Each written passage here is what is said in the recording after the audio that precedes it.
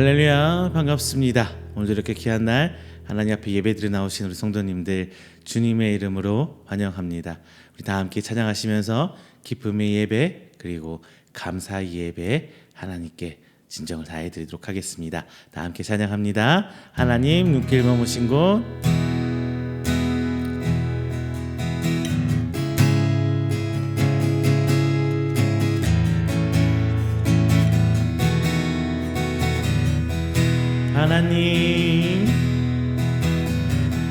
하나님 눈길 머무신 곳, 그곳에 내는 머물고 하나님 손길 닿으신 곳, 그곳에 내 손 닿으리. 하나님 마음 드신 그곳에 내 맘도 들고 하나님 계획하신 그곳에 내 삶 드리리. 나 경배합니다.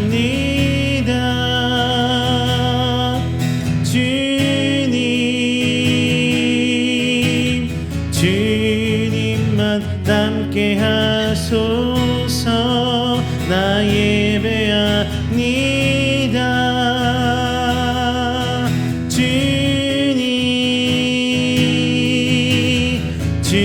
주님만 좋게 하소서. 다시 한번요. 하나님 눈길 머무신 곳, 그곳에 내는 머물고 하나님 손길 닿으신 곳, 그곳에 내 손 닿으리. 하나님 마음 드신 그곳에 내 맘도 들고 하나님 계획하신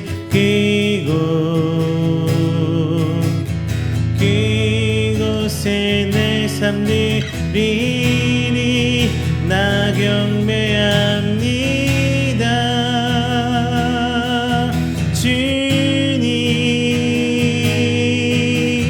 주님만 닮게 하소서. 나 예배합니다.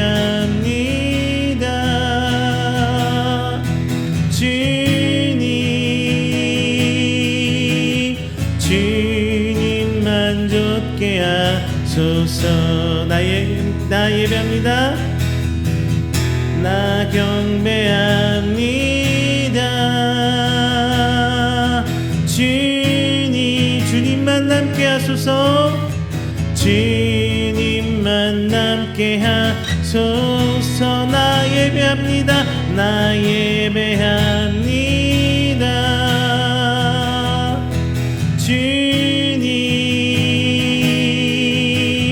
주님만 좋게 하소서.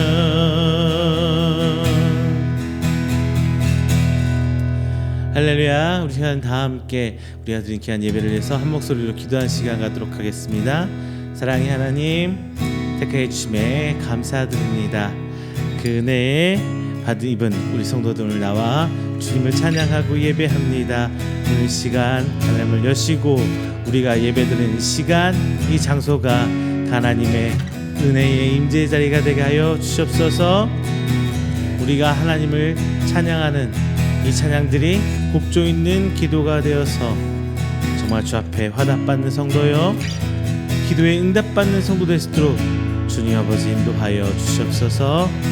각자 다른 곳, 다른 삶의 모습으로 살아가는 우리 성도들 삶 속에서 하나님 간섭해 주시사 그 간섭해 주심에 감사드릴 줄 아는 우리 성도에게 하여 주시옵시고 그 말씀 통하여 저희들이 하나님이 우리와 함께 계심을 깨닫고 그 기쁨에 감격하며 하나님을 드리는 감사 예배가 될수록 주님 아버지 인도하여 주옵소서.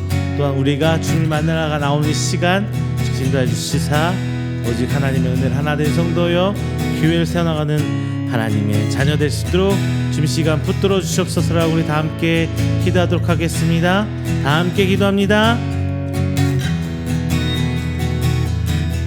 사랑의 하나님 감사와 영광 함께 드립니다. 우리 주 하나님 하나님의 은혜 나와 저희 있을 시간 주님께 예배하고 찬양합니다. 주 앞에 찬양하는 우리 귀한 성도들 주께서 인도하여 주시고 붙들어 주시사 오직 하나님의 은혜를 감격하게 나아갈 수 있는 성도에게 해주시옵시고 하나님의 은혜가 얼마나 큰지 얼마나 기쁜지 그것을 아는 성도들이 주님하고 인도하여 주시옵소서. 비록 저희들 주 앞에 내놓고 나눠뒀고 주 앞에 드릴 것 없는 그 모습이지만 주님을 사모하는 마음으로 나아갑니다. 주님 아버지 인도하여 주시사 오직 하나님만 바라보고 주님을 찬양하고 겸손히 나아가는 저희들 될수록 주 아버지 인도하여 주시옵소서. 비록 작은 저희들의 목소리가 하나님 향해 나아가지만 주께서는 저희들 향해 들어주십시고 저를 통하여 역사해 주신 하나님의 은혜가 함께 주시사오니 진정 주 하나님의 그 은혜를 붙들고 나아갈 수 있는 저희들에게 주시옵소서. 오늘 하루하루가 살아감이 너무 힘듭니다. 성도로 살아감이 더욱더 힘듭니다. 하지만 주님이 이뤄주심에 주께서 감사해 주심에 주께서 일해주시구나. 저희들 우리의 삶을 통하여 역사해 주시사 진정 하나님께 인도하심 나가만 저희를 도와주시옵소서. 감사합니다. 오직 주 안에 부름받아 나의 저희들에게 인도해 주시옵소서. 주님 인도가 저희들 가운데 주님 있습니다. 성도들 삶의 하나하나 그 모습 주님 인도하여 주시옵시고 오직 주 앞에 나아가 기도로 순간을 인도해 주시옵시고 진짜 하나님의 은혜가 무엇인지 깨닫는 저희들 도와주시옵소서. 하나님께 선포하신 그 말씀이 저희 가운데서 좀 있사오니 진짜 하나님의 은혜를 도와주시옵소서. 하나님 저희 삶이 성도리치 하나님을 향해 한 걸음 한 걸음 내딛는 성도를 함께 기도해 주시옵소서. 감사드립니다. 감사드립니다.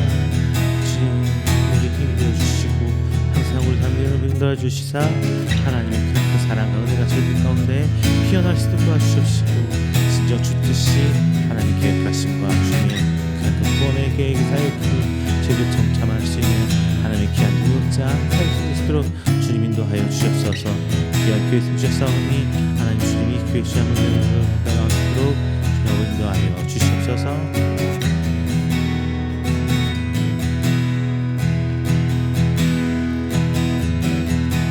다 함께 찬양합니다. 주님 내 길 하시네. 이 찬양 가운데 하나님의 은혜가 함께 하실 줄 믿습니다.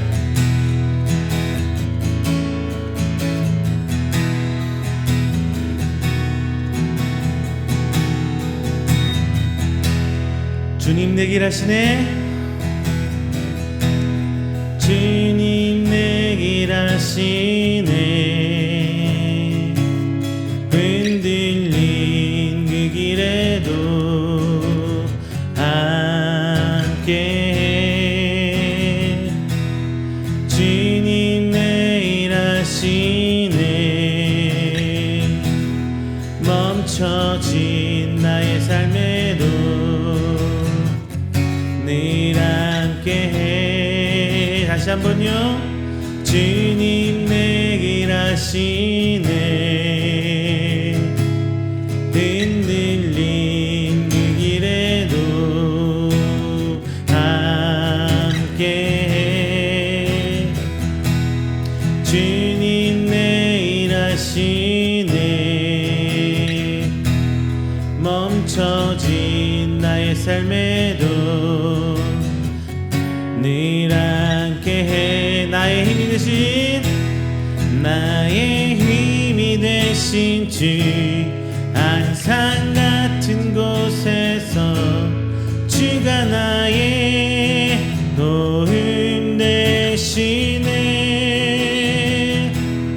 나의 길이 되신 주 변함없으신 계획 주가 나의 모든 걸음 내시네. 주님 내 길 하시네.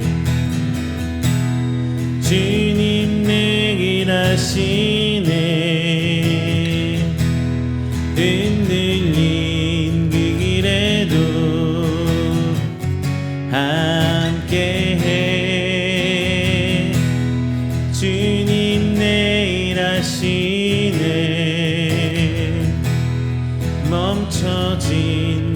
삶에도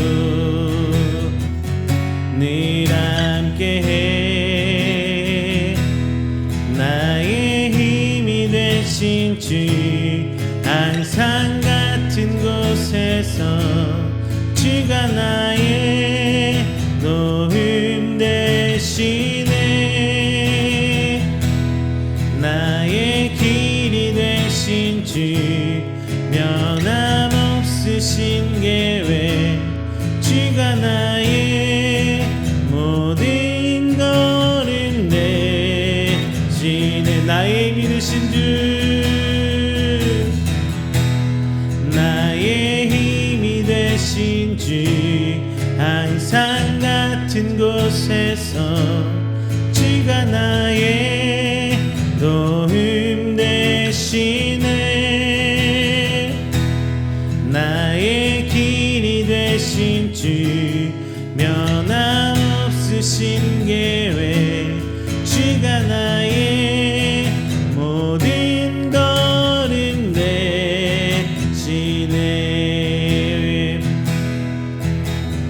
화려하지 않아도 정결하게 사는 삶, 가진 것이 적어도 감사하며 사는 삶, 내게 주신 작은 일 나눠주며 사는 삶, 이것이 나의 삶의 행복이라오.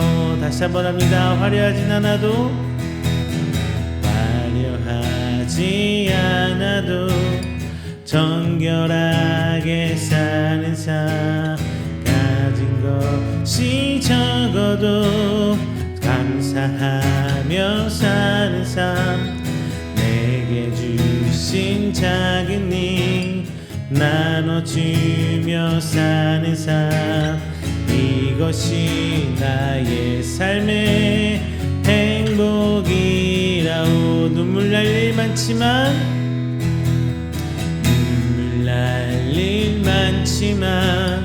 기도할 수 있는 것, 억울한 일 많으나 주를 위해 참는 것, 비록 짧은 작은 삶 주 뜻대로 사는 것, 이것이 나의 삶의 행복이라오.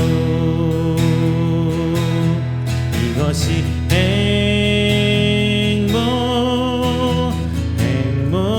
행복이라오. 세상에 날 수 없는 하나님 선물, 이것이 행복이라오.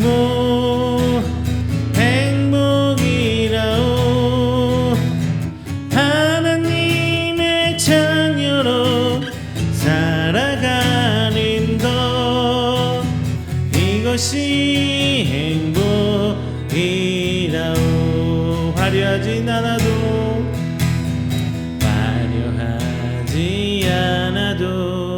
정결하게 사는 삶, 가진 것이 적어도 감사하며 사는 삶, 내게 주신 작은 일 나눠주며 사는 삶, 이것이 나의 삶의 행복이라오. 눈물 날 일 많지만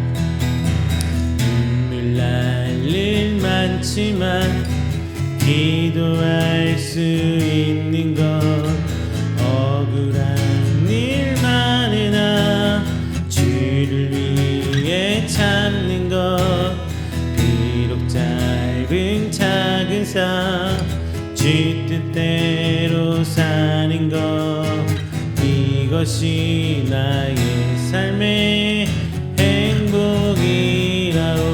이것이 행복이라오. 이것이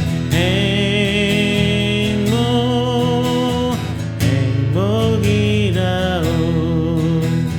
세상이 날 수 없는 하나님 선물, 이것이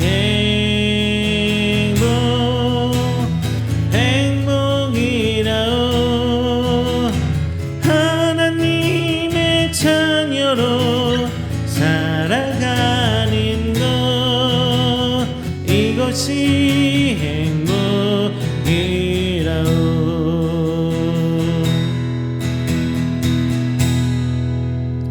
할렐루야. 이 시간에는 우리가 드리는 귀한 예배를 위해서 다 같이 한 목소리로 조용하게 기도하는 시간 갖도록 하겠습니다. 다 함께 기도합니다.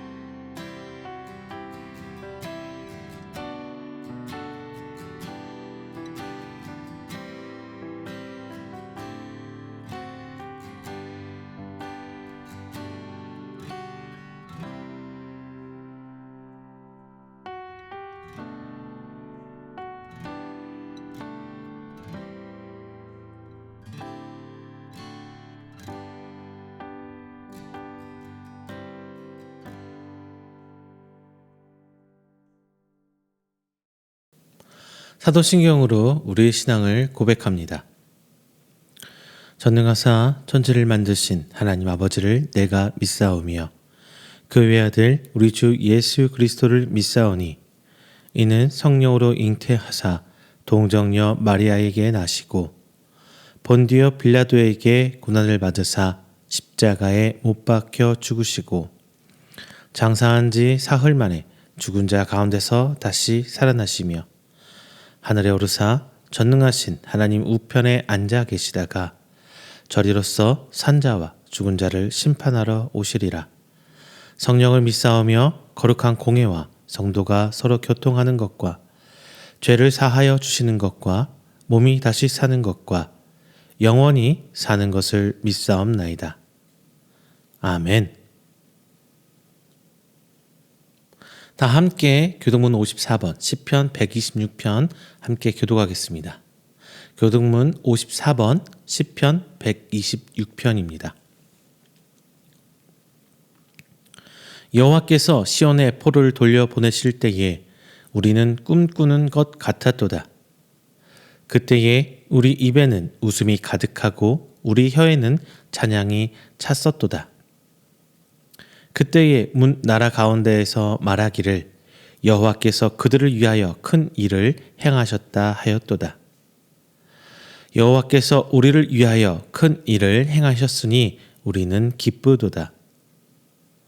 여호와여 우리의 포로를 남방 시내들 같이 돌려 보내소서. 눈물을 흘리며 씨를 뿌리는 자는 기쁨으로 거두리로다.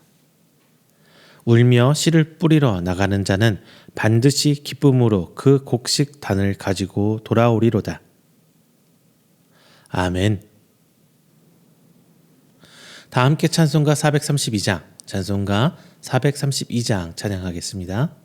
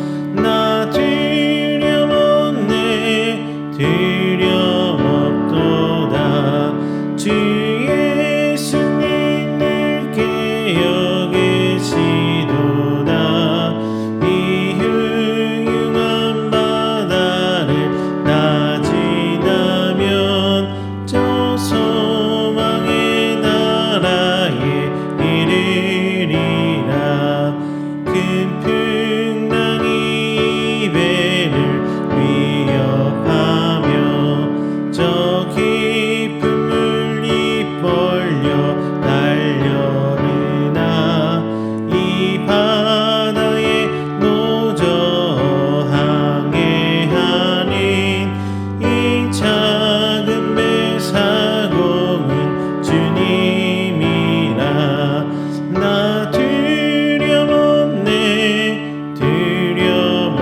두려움없도다 주 예수님 늘 깨어 계시도다 이 흉흉한 바다를 다 지나면 저 소망의 나라에 이르리라 큰 소리로 물결을 명하시면 이 바다는 고요히 잠자리라 저 동역이 환하게 밝아올 때 나 주님은 이 바다 건너가리 나 두려움없네 두려움없도다 주 예수님 늘 깨어 계시도다 이 흉흉한 바다를 다 지나면 저 소망의 나라에 이르리라.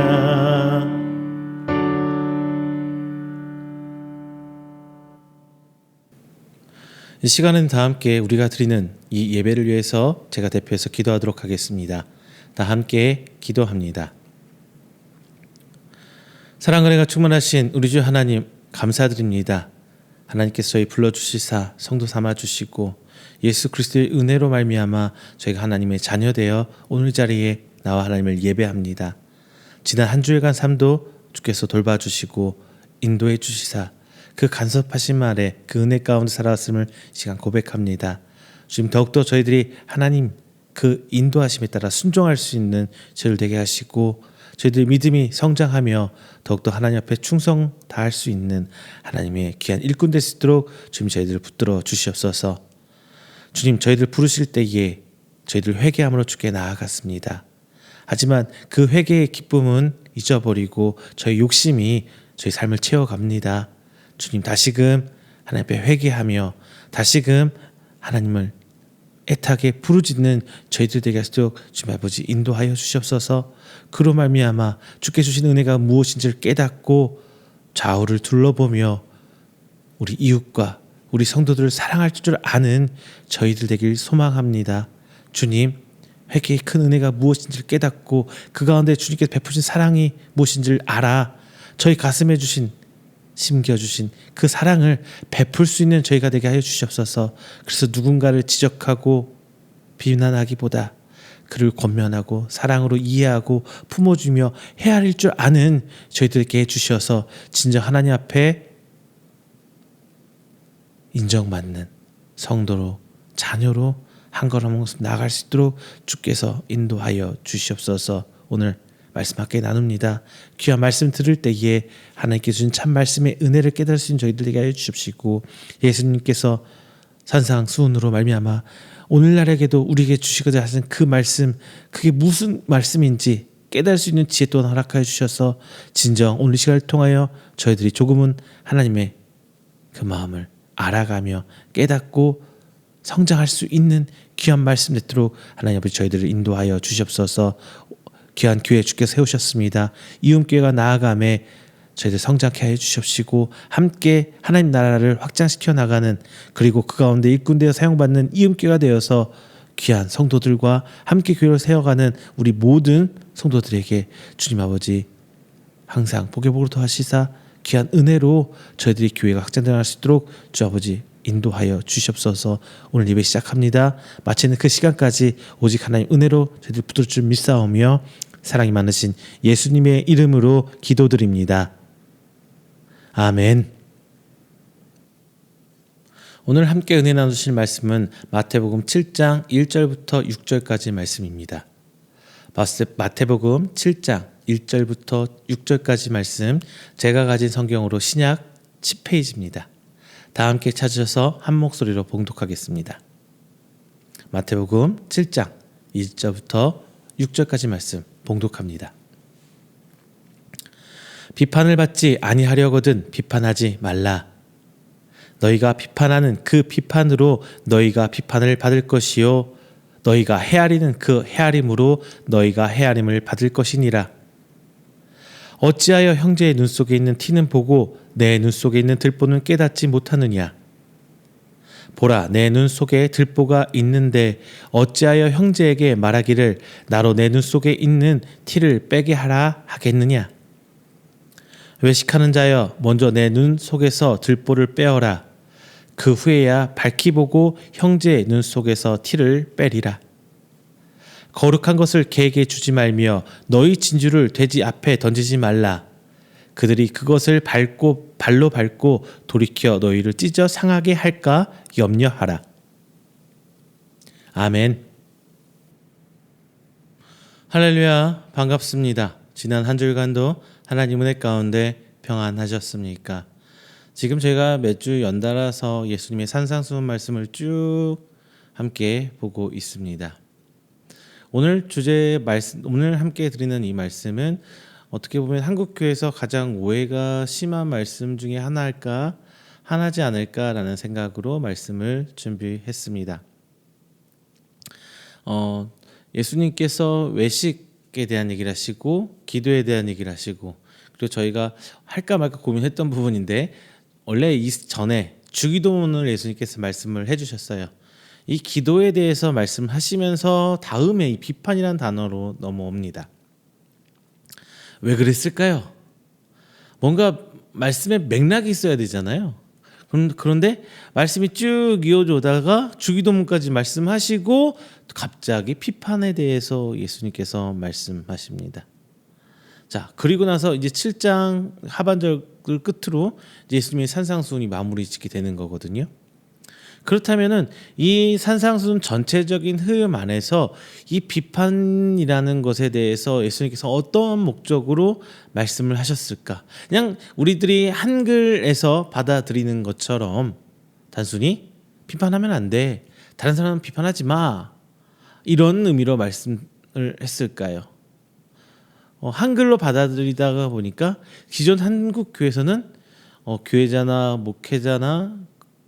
목회자나 혹은 교회 안에서 성도들 간의 어떠한 일을 대해서 비판하면 안 돼라는 이런 식의 말씀으로 많이 쓰였단 말이죠. 해석이 되었단 말이죠.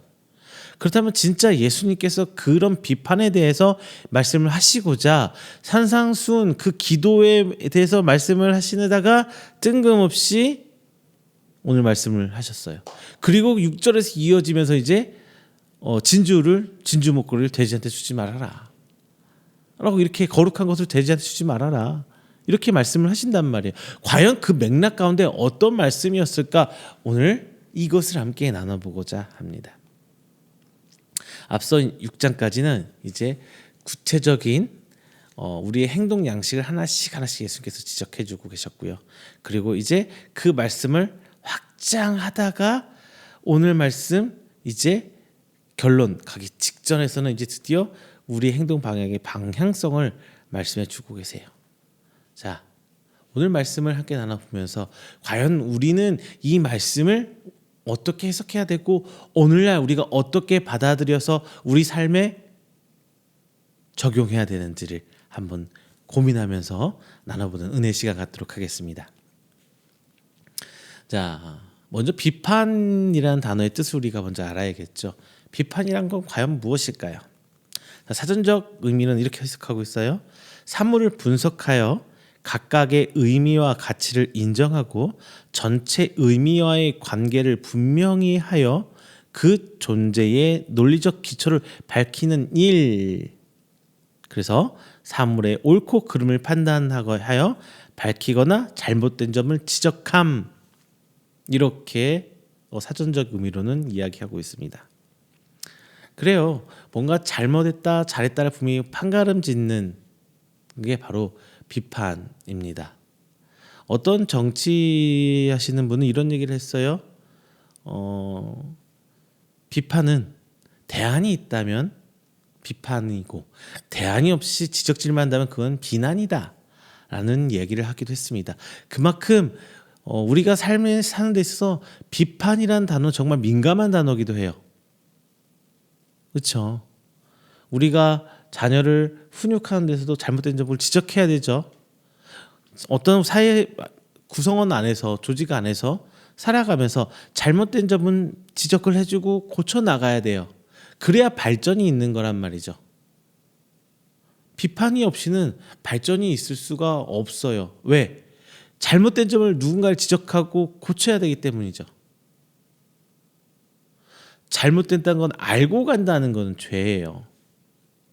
모르고 간다면은 알아야 되는 거고요. 근데 대부분 많은 분들이 알고도 지은 죄보다 모르고 지은 죄, 이렇게 해야 되면 이렇게 해야 한다는 것을 생각하고 그렇게 나갔기 때문에 그 누구도 말해 주지 않으면 그게 잘못인지를 모를 때가 너무나 많습니다. 우리 신앙생활에서도 그렇잖아요.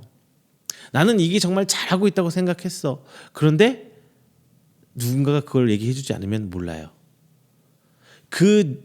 누군가가 가장 대표적인 인물이 교회 안에서 바로 목회자겠죠.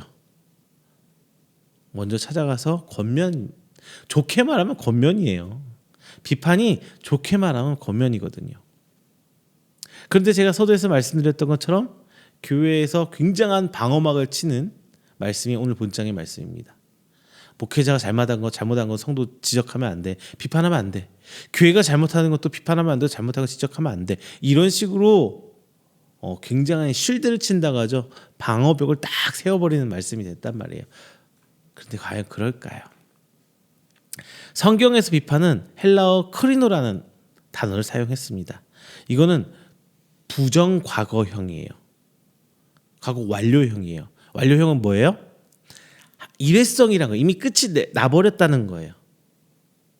자, 일회적 행위를 강조하는 단어란 말이죠.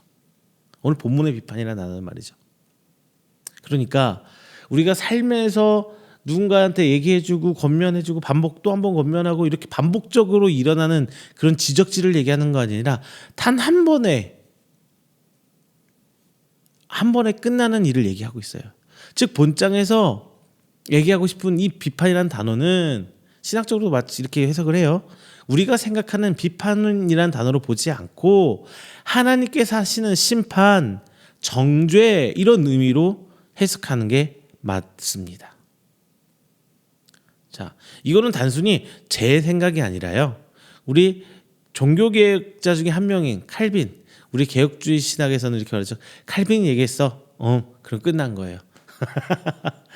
이거 신학자들끼리 웃으면서 하는 말인데요. 칼빈이 이랬어 라면은 두 말도 달면 안 돼요. 그냥 맞다고 봐요. 한데 칼빈이 오늘 본장을 주석하기를 뭐라고 해놨냐? 본장에서 비판은 무조건적 판단을 포기하는 것이 아니라 사람들의 몸에 밴 병폐, 즉 예수님께서 앞에서 말씀하셨던 이런 외식과 의인인 척하는 그 타인을 정죄하던 바리새인의 이런 행위들을 염두에 둔 말씀이다라고 칼빈은 이 비판이라는 단어를 주석을 하고 해석을 했습니다. 이 말은즉슨 뭐냐면요. 제가 이런 말 많이 했죠. 바리새인들의 그 행위들, 율법주의가 처음의 시작은 굉장히 좋았다고요. 처음의 시작은 이스라엘 백성이 이민족과 섞이고 여러 다른 나라로 멀리 포로를 떠나고 또 나라를 잃고 막 움직이다 보니까 하나님의 말씀에 그 순결함을 잃게 됐단 말이죠. 이방의 문화가 섞이게 돼요. 이방의 종교적인 색깔과 이스라엘 백성이 신앙 유대교가 섞이게 돼요. 그러면서 변질되게 됐단 말이죠. 그러면서 이러면 안 되겠다. 우리는 하나님 말씀의 이 순수함을 지켜가야 된다라고 시작했던 게 바로 바리새인들이에요. 그런데 그게 시간이 지났을 때 외식하고 교만한 대표적인 예가 바로 바리새인이 되었어요. 예수님 시절에는 말이죠. 이 바리새인들이 율법을 지켜서 누군가에게 보여줌으로써 사회적 어떤 위치를 차지할 수 있었단 말이에요. 나는 너희들과 같지 않은 사람이야. 나는 정말 율법을 잘 지키는 사람이야. 너희들처럼 죄인 혹은 이방인들과 같이 밥 먹고 이런 사람들 아니야라는 기득권을 갖도록 해준 게 바로 바리새인들의 율법주의였어요. 그러면서 하는 게 뭐예요? 이제 나만 하나님 앞에 말씀으로 다 지키고 나가는 것이 아니라 다른 사람들 지적해요. 그래야 내가 우월함이 드러나거든요. 하나님이 마치 율법 못 지킨 우리 인간들 향해서 심판하고 책망하는 것처럼 바리새인들이 나서서 그랬단 말이에요. 단순히 율법을 지켰다 안 지켰다 이것만 가지고 말이죠. 성경에서는 율법의 예외적인 상황을 하나님께서 허락하신 것을 많이 나와요. 종종 나와요. 많다기보다는 종종 나와요. 그 말인즉슨 하나님께서 우리의 삶을 누구보다도 잘 들여다보고 계시고 이해해주고 계신단 말이거든요. 그래서 율법은 반드시 꼭 지켜야 할 어떠한 법적 제도라기보다는 아웃라인이야, 가이드라인이에요. 이 틀 안에서 너희는 가능하면 살아. 왜? 어차피 너네들 다 못 지킨다니까. 하나님이 이런 생각이 성경에 많이 깔려 있잖아요. 그게 하나님의 은혜라는 거고요. 자, 여러분, 우리 신앙생활에서 어떻게 적용하는 게 좋을까요? 바리새인이 우리가 되면 안 돼요. 바리새인이 되면 안 돼요. 누군가를 그 병폐나 행동들을 내가 기득권을 차지하고자, 내가 너보다 우월성을 드러내고자 지적질하면 안 돼요.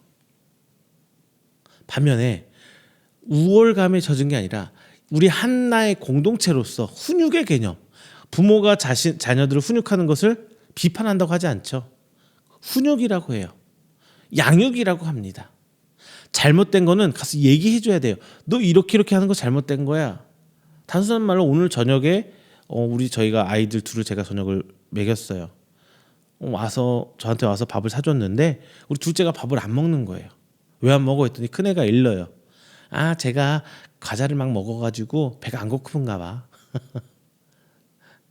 그러면 저는 어떻게 해야 돼요? 물론 고자질한 큰애한테도 한마디는 했지만은 둘째한테 얘기했어요. 밥 먹기 전에 간식 먹는 거 아니야. 그러면 밥을 못 먹잖아. 뭐 작은 거 하나지만 이런 식으로 우리 생활에서는 자녀들과 부모 간에 이런 식의 훈육과 양육이 계속 오고 가잖아요. 그리고 자녀가 그걸 따라서 변화돼야 되죠. 바뀌어야 되죠. 올바로 성장하게끔. 이런 식의 비판과 훈육 권면은 좋은 거예요. 그 공동체가 건강하게 가는 방향이란 말이죠. 그가 왜 이럴 수밖에 없는지 이해하고 함께 기도해주는 그 마음이 우리에겐 있어야 돼요. 단순히 너 왜 이랬어? 야, 너 우리 교회 뭐 봉사해야 되는데 너 왜 안 나왔어? 안 나오면 어떻게 하니? 이런 지적질이 아니라 진정으로 그 사람을 사랑하고 그 사람과 권면하고 싶다면 왜 안 나오는지 먼저 내가 알아야겠죠. 대놓고 물어보면 상처가 될 수 있어요. 주변 환경이라든가 주변 사람들한테 물어서 기도하면서 그걸 이해해주고 그러면서 그가 어떻게 하면은 함께 참여할 수 있는지 혹은 어떻게 하면은 그가 이 일로 인해서 상처받지 않고 우리 공동체 안에서 벗어나지 않게 할 수 있는 방법을 찾아내는 거죠. 그게 바로 권면입니다. 우리 교회 공동체 안에서 반드시 필요한 거예요. 그게 바로 우리 목회자도 포함이 되고 교회도 포함이 되는 겁니다. 그리고 헤아리다는 단어가 오늘 본문에 나와요. 헤아리다는 수량을 세다, 그 수의 정도에 이르다, 뭐 이런 혹은 그 비교적 많은 수에 이르는 경우를 말하고 짐작하여 가늠하거나 미루어 생각하다, 뭐 이런 식의 의미가 담겨 있거든요.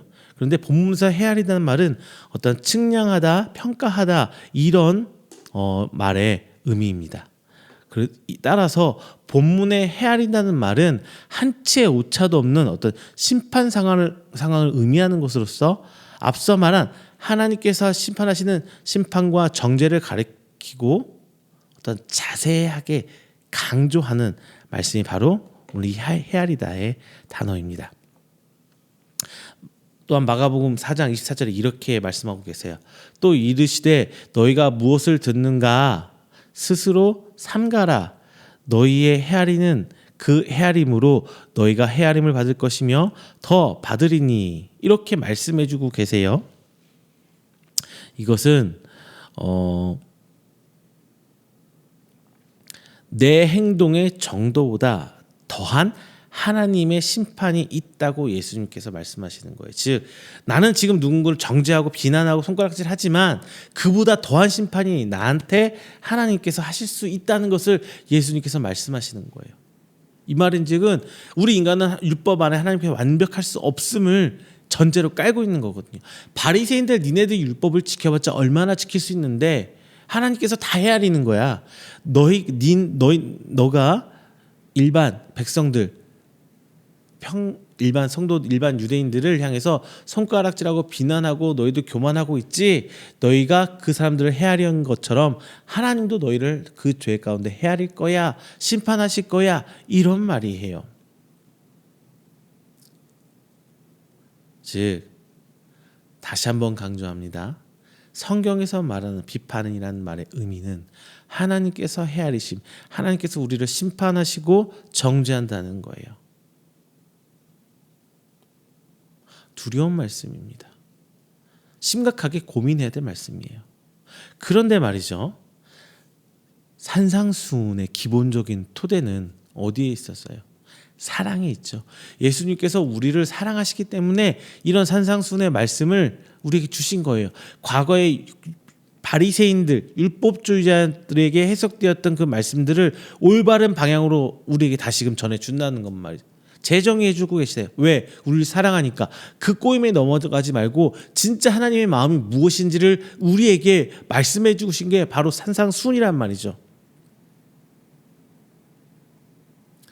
이 사랑으로 우리는 누군가에게, 우리 성도들에게, 우리 공동체 안에 있는 우리 형제 자매들에게 권면해야 돼요. 단순히 지적질이 아니라 그가 왜 못할 수 있는지, 그는 왜 저렇게밖에 할 수 없던 건지 내가 먼저 그것을 헤아려 보고, 그리고 그 다음에 그것을 어떻게 옳은 방향으로 끌어나갈 수 있는지 해줘야 돼요. 그게 바로 구역장이 해줘야 되고요, 팀장이 해줘야 될 일이고요, 혹은 셀장이 해줘야 될 일이고요, 교회에서 리더들이 해줘야 될 거예요. 물론 당연히 전도사, 목사, 강도사 다 포함되어 있습니다. 장로님, 권사님 마찬가지고요. 장로님 교회 아버지들이죠. 권사님 교회 어머니들이란 말이에요. 그분들이 먼저 나서서 막 비난하고 지탄하고 책망하기 이전에 사랑으로 보듬어 줄 수 있는 방법이 무엇인지 우리는 그것을 먼저 알아봐야 돼. 이게 안 되기 때문에 분란이 되는 거예요. 지적질만 서로 하고 있기 때문에 분란이 되고 시끄러워지고 싸움이 되는 거란 말이죠. 사람 모이는 곳에 어떻게 다툼이 없겠습니까마는 생각이 다르기 때문에. 하지만 그 아래에는 서로 사랑하고 이해하려는 게 깔려 있어야 돼요. 그게 교회예요. 그게 제일 중요한 거예요. 1절에서 2절 말씀, 내가 남을 정죄하는 기준이 하나님이 나를 심판하는 기준이 된다, 이 말씀을 하고 있습니다. 그리고 3절 보시면요, 어찌하여 형제의 눈 속에 있는 티는 보고 내 눈 속에 있는 들보는 깨닫지 못하느냐, 이 얘기를 하고 있어요. 우리말에는 티라고 이렇게 돼 있어요. 하지만 원래 먼지나 지푸라기, 작은 돌멩이, 이런 하찮은 것들을 가리키고 있어요. 즉 우리 다 이 말 뜻은 너무나 잘 알고 있잖아요. 우리말로 한국 속담을 하면 똥낀 놈이 똥낀 놈이 방구 낀 놈 보고 성낸다고 하듯이, 자, 조그만 잘못, 즉 일반적으로 전체적이고 대의적인 진리를 크게 손상시키지 않는 실수와 비고의적인 잘못을 의미하고 있어요. 조그마한 잘못. 그게 뭐 네가 좀 실수하고 네가 오늘 좀 안 나왔다고 해서 이 교회에 뭐 큰 운영에 뭐 잘못이 됐다거나 이런 거 없다면 뭐 이런 얘기를 하는 거고요. 반대로 들보는 뭐예요? 정말 많아요. 타인을 정죄하고 심판하는데 온 관심이 집중돼서 자신을 정확히 바라보지 못하고 자가당착이라고 그러죠. 스스로 잘못에 빠지는 것을 이야기합니다. 오히려 거꾸로 이 말씀은 내 스스로에 대해서 자기 판단과 자기에 대해서 더 엄중히 냉철하게 바라봐야 된다는 것을 의미해요. 남을 볼 때보다 나 자신을 더 하나님 앞에 회개하고 나가야 된다는 것을 얘기하고 있습니다. 우리는 예수님께서 그 말씀을 쭉 해주고 있는 거예요. 사랑이 전제가 돼 있어요. 예수님은 바리새인, 유대인들, 남보다 잘난 사람, 고위직에 있는 사람, 뭐 많이 가진 사람, 기득권 사람, 이 사람을 더 편애하거나 사랑하지 않으시고 오히려 낮고 천한 곳에 있는 어려워하는, 힘들어하고 어찌할 바 몰라하는 그 이스라엘 백성들을 더 아끼고 사랑하는 말씀으로 오늘 산상수훈의 말씀을 전하고 계십니다. 그래서 4절 내 눈에 듣보를 먼저 빼라고 얘기하는 거거든요.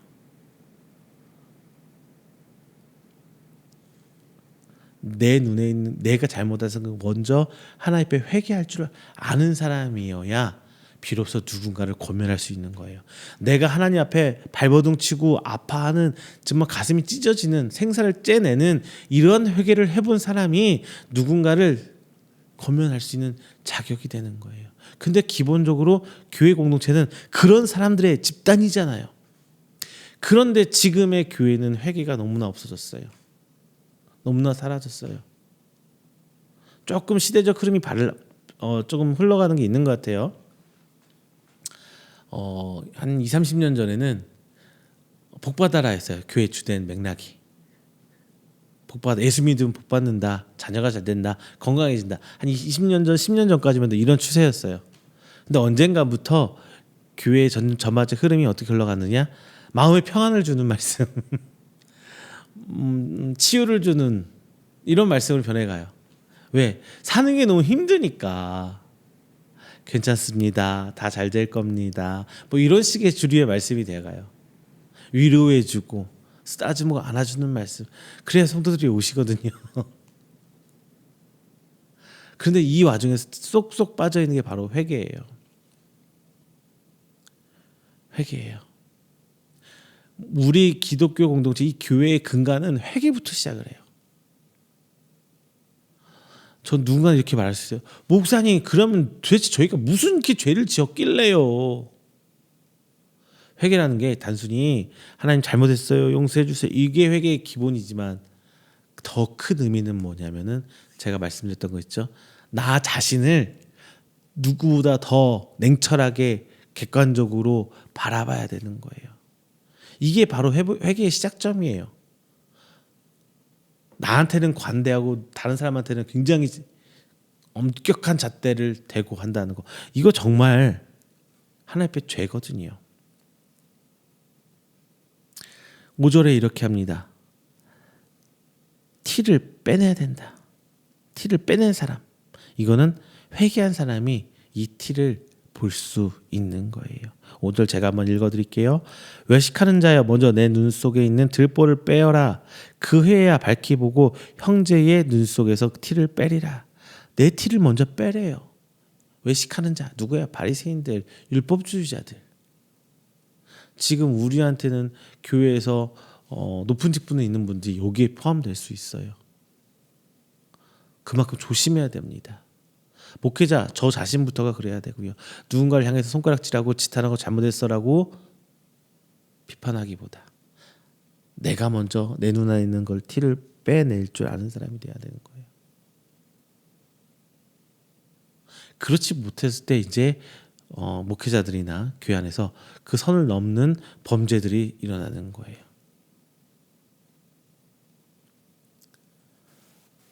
회개한 사람만이 이웃을 사랑할 수 있고요. 회개한 사람만이 누군가를 그 사랑하는 마음으로 권면할 수가 있습니다.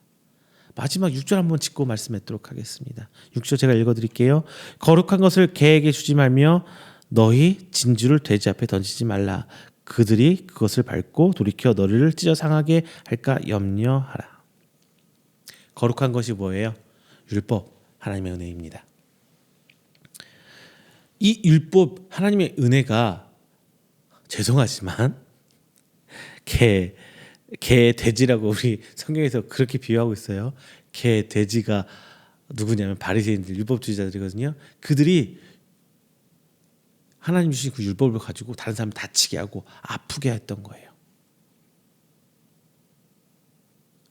예수님께서는 정확하게 얘기해 주고 계신 거예요. 지금 우리도 마찬가지예요. 그 율법으로 인해서 그 누군가를 가장 아프게 할 수 있는 사람이 바로 목회자예요. 상담을 빙자해서 혹은 권면을 빙자해서 신방을 하면서까지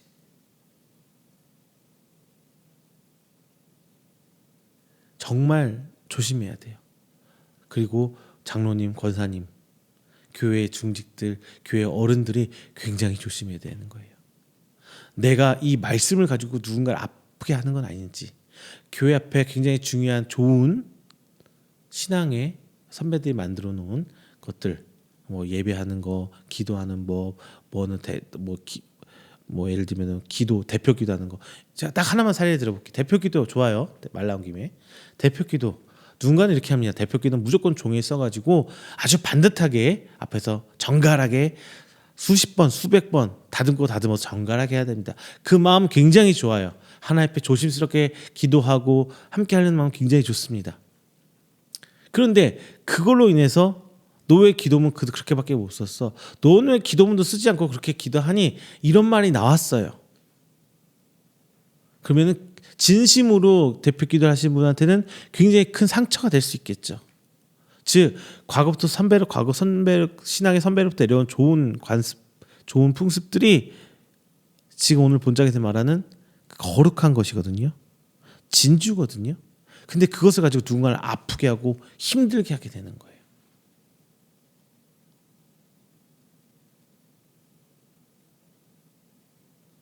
거기서 싸움 나는 게 뭐예요? 너는 왜 기도문 안 썼어? 성경에 기도문 써있니? 기도문 쓰라고 써있니? 그런 거 없잖아. 너 왜 너가 잘났다고 너 하라는 대로 막 고집해? 그러면서 이제 싸움이 되는 거잖아요. 그렇죠? 교회 안에 질서가 있으면은 중직들이 되면서 좋은 풍습들은 가르쳐주고 교육하고 양육해주는 거예요. 선배가 후배들에게, 목회자가 성도들에게 하나씩 전달되는 거죠. 그러면서 안 맞겠다면 잘못된 게 조금씩 변화하고 주변의 소리를 듣고 맞춰가는 거예요. 같이. 그게 하나님의 방법이고 교회가 성장하는 방법입니다. 그것을 하고자 만든 것들이 뭐예요?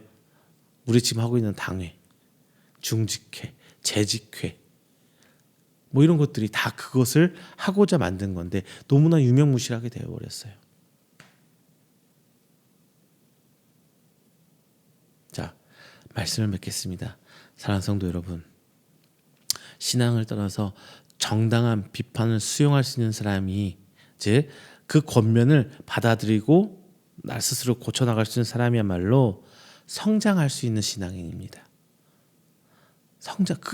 그것을 할 줄 알아야, 그것을 할 줄 알아야 회개할 수 있는 거고요. 거꾸로는 회개했던 사람이야만 그것을 할 수가 있어요. 진짜 성도들만 그 권면을 받아들일 수 있고 그 권면을 할 수가 있는 거예요. 뿐만 아니라 신앙 안에서도 권면을 듣는 사람이 겸손한 사람이고 하나님 목소리를 겸허히 들을 수 있는 사람이 바로 그 사람입니다. 비판하는 나는 먼저 타인을 향한 긍휼의 마음과 사랑의 마음을 확인해 봐야 될 거예요. 짜증이 이만큼 나서, 화가 이만큼 나서 공격하기 위해서 손가락질하고 비판하고 비난하기 이전에 내가 정말 저 사람을 사랑하는지, 내가 진심으로 저 사람을 위하는 마음인지 먼저 돌아봐야 될 것입니다. 그리고 진정 내 눈에 티를 드러낸 사람, 즉 회개한 사람은 이제 하나님의 은혜 가운데 권면이라는 것을 할 수 있게 돼요. 권면이 나와요. 너무나 사랑하기 때문에. 부모가 자녀를 바라보면서 안타깝기 때문에 야단치고 훈육하며 양육하는 것처럼 권면이 나와요. 진짜 사랑하기 때문에. 그 사람을 비난하고 거꾸로 뚫으려고 하는 것이 아니라, 내가 그 사람 위에 우월함을 드러내려고 하는 것이 아니라 사랑하기 때문에 나와요. 사랑하는 성도 여러분, 오늘 이렇게 말씀 나눴습니다. 비판의 의미가 무엇인지 정확히 아셨나요?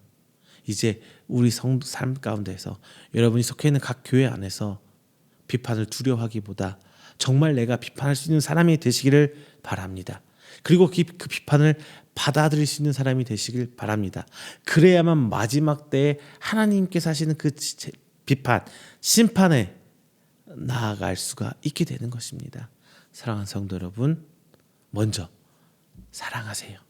이 사랑이야말로 우리 기독교의 모든 율법 위에 있는 가장 우선의 계명인 줄 믿습니다. 기도하겠습니다. 사랑 은혜가 충만하신 우리 주 하나님 아버지, 감사 영광 돌립니다. 하나님께서 사랑하시고 택하신 우리 귀한 성도들 자리에 나왔습니다. 우리는 먼저 주님을 만날 때 우리 죄를 자복하여 회개했습니다. 그리고 이제 교회의 공동체 구성원이 되어서 하나님의 성도로 살아가고 있습니다. 우리 안에 사랑이 있기에 서로 권면하고 받아들이고 수용하면서 함께 성장하는, 함께 확장해서 하나님 나라를 확장시키는 성도들 줄 믿습니다. 하지만 이 말씀에서 오해하고 있어서 그동안 우리들이 서로 남몰라라하고 남일로 치부하면서 무관심으로 해왔음을 고백합니다. 혹은 이 말씀을 이전에 내가 누군가 쉽게 비난하고 비판하고 지적질하며 살았음을 시간 고백합니다. 주님 귀한 말씀으로 인하여 저희가 깨달아 싸우니 이제 우리 안에 있는 그 사랑으로 서로 간에 우리 공동체 안에서 사랑의 마음을 통해서 서로 권면하며 받아들이고 수용하면서 성장하는 교회가 될 수 있도록 하여 주시옵소서. 하나님의 은혜만이 이 모든 일을 진행해 주기로 믿습니다. 우리 마음 안에 사랑을 심어주시고 서로 사랑하는 귀한 교회 될수록 주께서 인도하여 주시옵소서. 이 모든 말씀 사랑이 많으신 예수님의 이름으로 기도드립니다. 아멘. 다 함께 찬송가 455장, 찬송가 455장 찬양하시면서 준비하신 예물 하나님께 봉헌하도록 하겠습니다. 찬송가 455장입니다.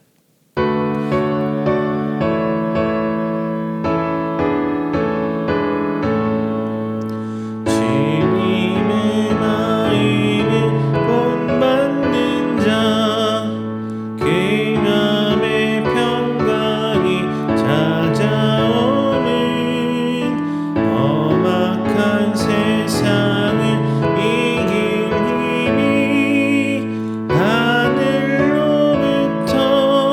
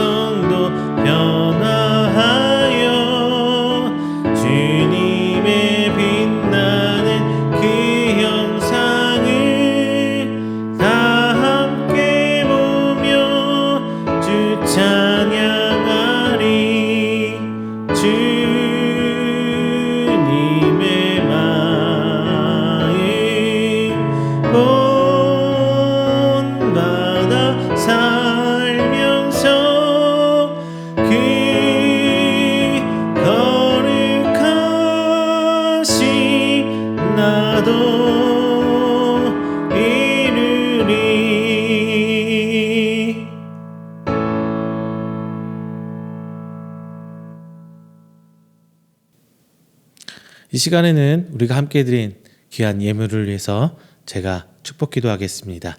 다 함께 기도합니다. 사랑해 주님 감사합니다. 하나님께서 불러 모아주시고 택해 주신 귀한 성도들 오늘 하나님께 예배드리 나오며 빈손 오지 않고 귀한 것으로 헌신합니다. 단순히 물질을 넘어선 저들의 신앙의 고백이고 하나님의 귀한 사역에 동참하고자 하는 저들의 신앙의 고백입니다.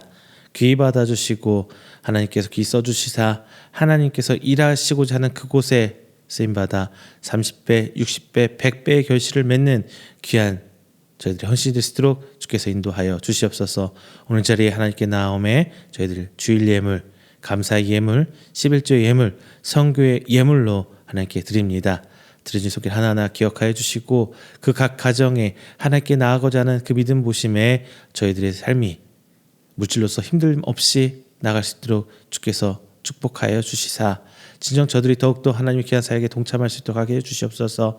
또한 저들의 각 가정에 하나님의 생명들이 있습니다.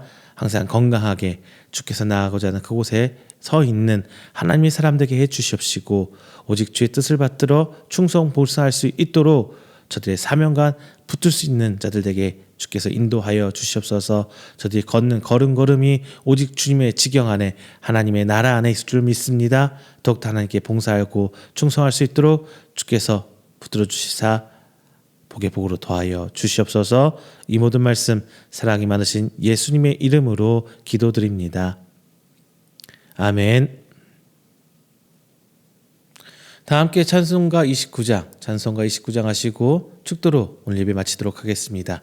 찬송가 29장입니다.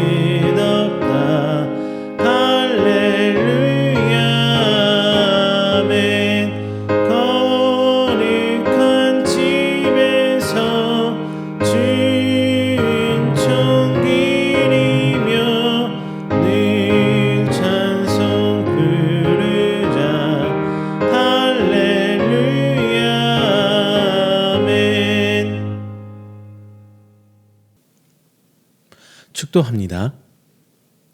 여호와는 내게 복을 주시고 너를 지키시기를 원하며 여호와는 그의 얼굴을 내게 비추사 은혜 베푸시기를 원하며 여호와는 그 얼굴을 내게로 향하여 드사 평강 주시기를 원하노라. 이제는 우리 주 예수 그리스도의 은혜와 하나님의 사랑하심과 성령님의 교통 교제하심이 오늘 이 자리에 하나님을 예배하고 선포된 말씀으로 하여금 그 누군가를 비난하며 아프게 하기보다 내가 먼저 하나님께 회개하고 그들을 사랑으로 헤아리기를 원하는 우리 성도들의 머리 위에와 그의 가정과 사업장과 직장 그리고 그가 계획하던 모든 행사 위에 영원토록 함께 있을지어다. 아멘.